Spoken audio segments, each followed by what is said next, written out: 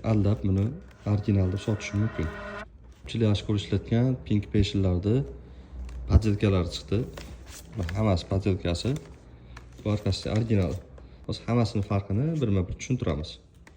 Xo'p, naborning farqiga kelsak, birinchi farqini bantigida. Bantiga prostoyni kattaroq bo'ladi, rangi boshqacharoq bo'ladi. Buniki och pushti bo'ladi, kalta bo'ladi. Kiyimda qarasalaring, podelkasi ochroq. Korobkasining rangi. Keyin podelkasida xato yozilgan. Podarочный nabor kosmetikida i'ni teskari yozib qo'ygan. Mana ikkala i teskari.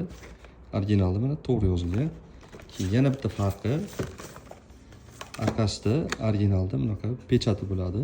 Shu Bellita brendining ichida pechati bo'ladi. Prostoyda yo'q. Aldanib qolmanglar. Hozir o'qituvchilar kuni yaqin. Ko'pchilik aldab buni originalda sotishi mumkin.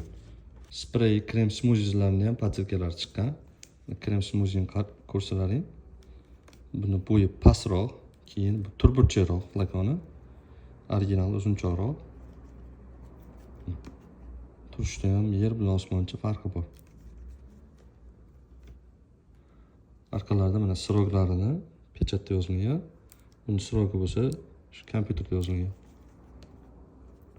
Spreylari ham ikki xil. Mana sprey buni ham turburcha uzunchoqroq bo'ladi. Rangidan ko'rsangiz ham bo'ladi, farqi bor. Shularga aldanib qolmanglar.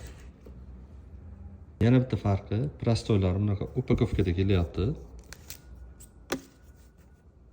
Olib tashlab sotishlari ham mumkin. Endi hidini, farqini bir ko'ramiz.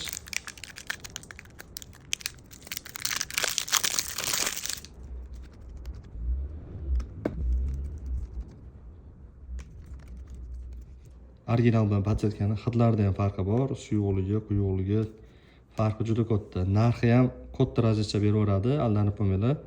Originalni baribir sifatli dermatologik testlardan o'tgan. Bu bo'lsa Xitoyda chiqqan, sifatini bilmaymiz to'g'risi.